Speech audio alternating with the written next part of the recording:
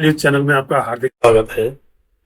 देश की राजनीति में फिलहाल बिहार विधानसभा चुनाव से पहले एसआईआर और कर्नाटक की एक माधेपुरा सीट पर जो वोटर लिस्ट की तस्दीक कांग्रेस पार्टी ने की, उसका खुलासा जो राहुल गांधी ने किया, जिसको एटम बम कहा गया, उसके इर्द गिर्द सिमट गई है।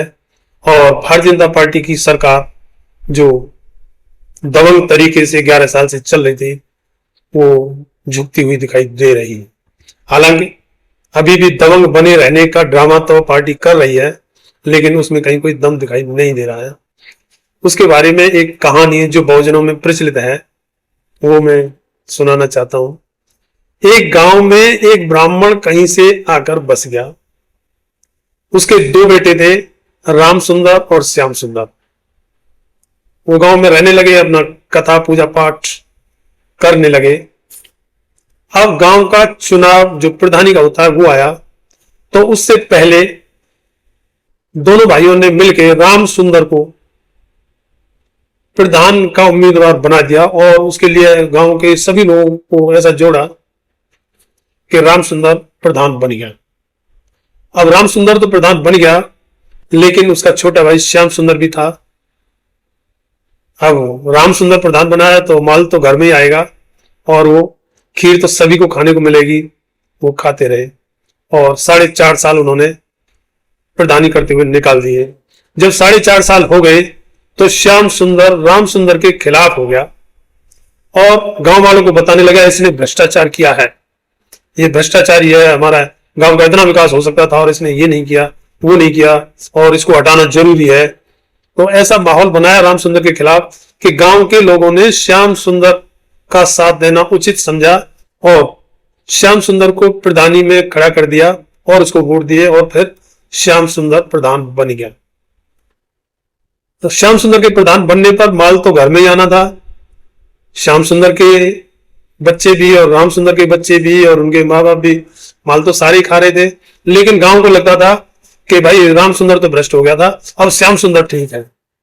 उसी तरीके से जब 4.5 साल गुजर गए तो राम सुंदर ने श्याम सुंदर के खिलाफ आवाज उठाई कि भाई ये भ्रष्ट है और इसने ऐसे गलत किया है और इसने ये नहीं किया, नहीं तो हमारे गांव का इतना विकास हो जाता। तो फिर गांव श्याम सुंदर को छोड़कर अगली बार राम सुंदर के साथ हो लिया और इस तरीके से कभी राम सुंदर कभी श्याम सुंदर प्रधानी करते रहे और गांव पूरे गांव को बेवकूफ बनाते रहे और अंदर ही अंदर माल खाते रहे। वही कहानी देश में जारी है।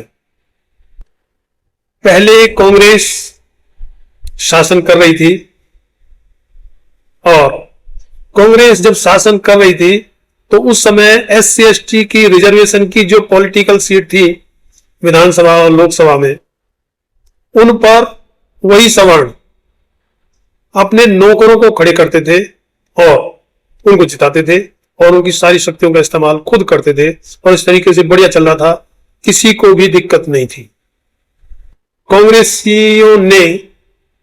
कुछ कांग्रेसियों ने मिलकर RSS बनाई और फिर RSS ने भारतीय जनता पार्टी बनाई, जिसका नाम पहले जनसंघ रखा था, उसको बदलकर भारतीय जनता पार्टी कर ली। तो कभी देश भारतीय जनता पार्टी के साथ खड़ा हो जाएगा, कभी कांग्रेस के साथ। वही कहानी चल रही है। कांग्रेस जब सत्ता में थी उस समय बहुजनों को उनका कितना हक मिला उसकी बानगी। हालांकि संविधान में आर्टिकल 340 में क्लियर प्रावधान था कि एक कमेटी ऐसी तैयार की जाएगी जो पिछड़े वर्गों की जातियों की पहचान करेगी और फिर उनको रिजर्वेशन दिया जाएगा। लेकिन कांग्रेस सत्ता में थी, उसने नहीं बनाई, जिसके ऊपर बाबा साहेब ने कानून मंत्री पद से इस्तीफा भी दिया था। उसमें एक कारण हिंदू कोड बिल को पास ना करना और दूसरा कारण पिछड़े वर्गों की पहचान के लिए कमेटी का ना बनाना रहा था। उसके बाद में दबाव पड़ने पर कांग्रेस सरकार ने काका कालेलकर समिति बनाई भी, लेकिन उसकी रिपोर्ट को ठंडे बस्ते में डाल रखा और नहीं लागू की। उसके बाद में सन 77 में जब जनता सरकार आई तब काशीराम साहब मैदान में आ चुके थे और भी बहुजन नेता थे जिन्होंने दबाव बनाया।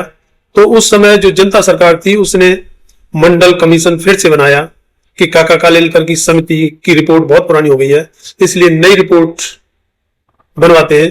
तो मंडल कमीशन बनाया और उसने मंडल कमीशन ने भी अपनी रिपोर्ट जनता सरकार के टाइम में ही दे दी थी, मगर जनता सरकार गिर गई और उसके बाद में फिर इंदिरा गांधी के नेतृत्व में कांग्रेस सरकार आ गई और उसने भी मंडल कमीशन की रिपोर्ट को ठंडे बस्ते में डाले रखा। उसके बाद में जैसे ही वीपी सिंह प्रधानमंत्री बने तब उन्होंने मंडल कमीशन के कुछ हिस्से को लागू किया, जिस पर भारतीय जनता पार्टी या कांग्रेस दोनों के जो सवर्ण नेता थे उन्होंने बहुत ज्यादा ऑब्जेक्शन किया था।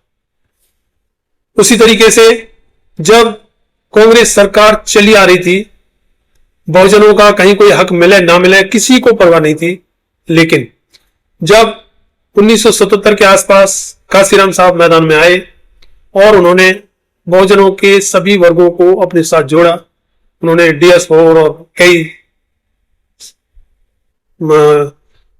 कई संस्था बनाई। तो जब उन्होंने नारा दिया कि वोट हमारा राज तुम्हारा नहीं चलेगा, क्योंकि उस समय वोट बहुजन दे रहे थे, बहुजनों का ही वोट है। बहुजन देश में 85 से लेकर 90% तक बहुजन वोट है और सवर्णों के सिर्फ 10 से 12% वोट है, लेकिन इन सब के बावजूद भी सत्ता में सवर्ण ही बैठे हुए थे और अभी भी है। तो इसके ऊपर जब काशीराम साहब ने दबाव बनाया और जब सवर्णों को लगा कि बहुजन जाग रहा है तो वो ईवीएम ले आए, जबकि उसकी जरूरत नहीं थी। बैलेट पेपर से चुनाव हो रहे थे और अभी भी तकरीबन देशों में बैलेट पेपर से चुनाव हो रहे हैं, लेकिन जानबूझकर ईवीएम लाई गई। ईवीएम लाने के बाद में उसको फिर लागू भी किया गया और 2004 में या 2004 से पहले सरकारें थोड़े थोड़े टाइम के लिए बनती रहीं, किसी को पूर्ण बहुमत नहीं मिला। 2004 में भी कांग्रेस को पूर्ण बहुमत नहीं था, लेकिन कांग्रेस की सरकार बनी और उसी तरीके से फिर 2009 में भी कांग्रेस की सरकार बनी।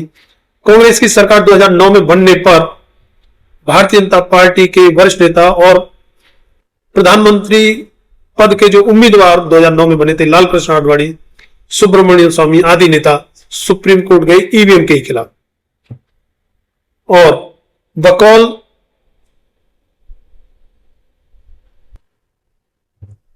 वामन मेश्राम जो वाम सेव के अध्यक्ष हैं, उनके अनुसार सुप्रीम कोर्ट ने 8 अक्टूबर 2013 को कहा और डिसीजन दिया कि ईवीएम से free, fair and transparent election हो ही नहीं सकते हैं, जिस पर देश के तमाम सवर्णों ने मिल बैठकर, वो चाहे भारतीय जनता पार्टी हो, चाहे कांग्रेस हो या कोई अन्य पार्टी हो, उन्होंने मिल बैठकर गुप्त समझौता किया कि 10 साल अगर कांग्रेस ने शासन कर लिया है तो 10 साल का मौका भारतीय जनता पार्टी को भी दिया जाएगा और ईवीएम को रखा जाए, क्योंकि बहुजन देश में जाग रहा है।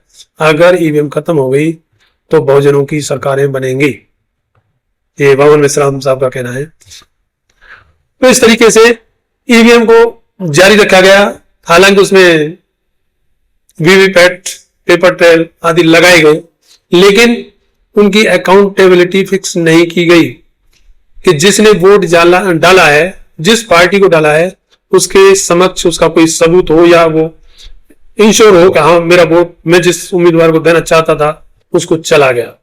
और जब तक वोटर को विश्वास नहीं होगा तब तक वोट डालने का कहीं कोई मतलब भी नहीं है, सब जानते हैं इस बात के लिए, लेकिन फिर भी ईवीएम को जारी रखा गया।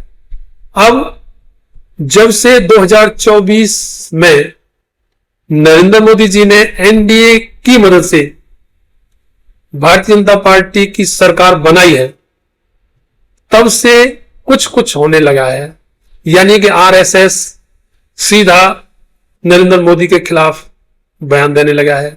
भारतीय जनता पार्टी के भी कुछ नेता जो संघ से प्रेरित बताए जाते हैं वो भी मोदी जी के खिलाफ कुछ बयान देने लगे हैं। लेकिन ये हुआ कैसे? इसका मतलब वैसे तो जो मीडिया में खबरें आती हैं वो ये है कि मोदी जी कमजोर हो गए, उनको पूर्ण बहुमत नहीं है और उनको सिर्फ 240 सीट ही मिल पाई है।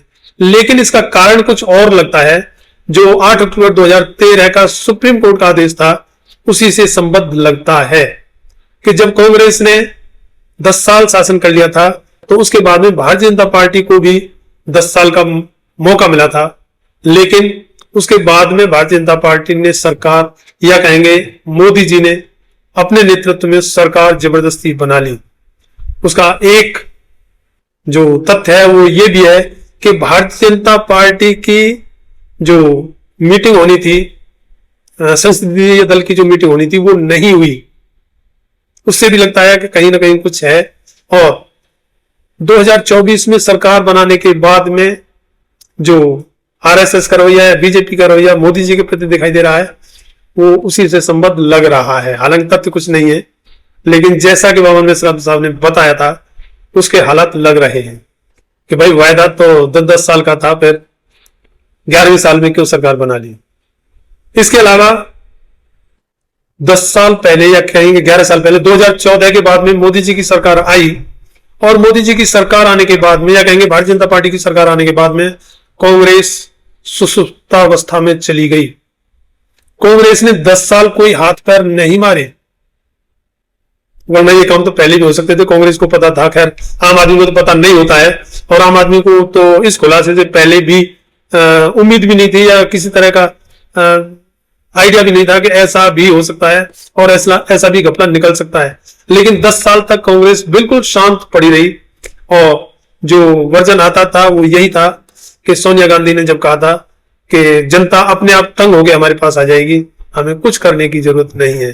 तो ये सारी चीजें बता रही हैं कि पर्दे के पीछे कहीं ना कहीं कुछ न कुछ था जो वामन मिश्रा साहब ने बताया था। तो जैसे गांव में कभी राम सुंदर श्याम सुंदर के खिलाफ बोलेगा तो पूरा गांव श्याम सुंदर को प्रधान बना देगा, फिर श्याम सुंदर राम सुंदर के खिलाफ बोलेगा और फिर पूरा गांव राम सुंदर को प्रधान बना देगा।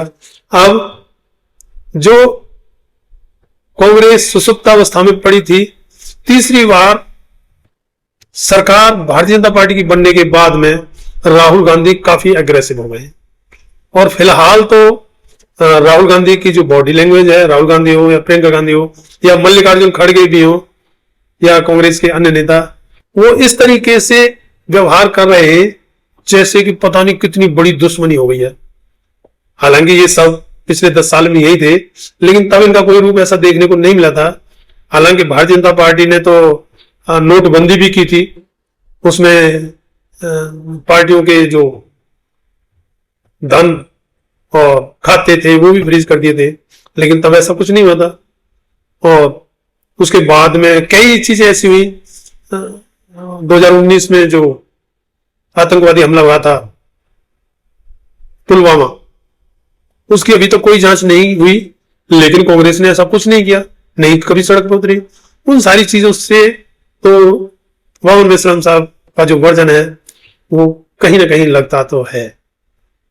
हालांकि इन चीजों के तथ्य नहीं है, लेकिन जो परिस्थितियां बता रही है, अब राहुल गांधी जिस तरीके से एग्रेसिव हो रहे हैं और पूरा देश अब राहुल गांधी करने लगा है, उससे तो राम सुंदर और श्याम सुंदर वाली कहानी ही समझ में आ रही है। बाकी आप लोग इसको किस तरीके से देखते हैं? जो मैंने वामन मिश्रा साहब के वर्जन और परिस्थितियों को मिलाकर जो तस्वीर आप लोगों के सामने पेश की है, उससे आप कितने सहमत हैं, इसके बारे में आपकी क्या राय है, आप कमेंट सेक्शन में जरूर बताएं। और अब तो लग रहा है कि भारतीय जनता पार्टी बहुत जल्दी सरकार बदलने की बयार देश में महसूस की जा रही है। धन्यवाद। जय भीम, जय भारत।